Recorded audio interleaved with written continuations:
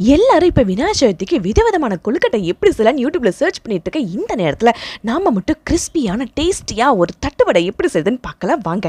அதுக்கு ஃபஸ்ட்டு கொஞ்சமாக பச்சரிசி மாவு, கொஞ்சமாக பொட்டுக்கடலை மாவு, அதுக்கப்புறம் பூண்டும் வரமிளகாயும் ஒரு 10 பல் எடுத்து மிக்சியில் குறைன்னு அரைச்சி அதையும் இதில் சேர்த்துக்கோங்க. அதுக்கப்புறம் தேவையான அளவு உப்பு சேர்த்துக்கோங்க. அதுக்கப்புறம் ஒரு சிட்டிகை பெருங்காயம் சேர்த்துக்கோங்க. அதுக்கப்புறம் ஒரு அரை மணி நேரம் வேக வச்ச கடலைப்பருப்பையும் இதில் ஆட் பண்ணிக்கோங்க. அதுக்கப்புறம் ஒரு ஸ்பூன் வெண்ணெயை ஆட் பண்ணிக்கோங்க.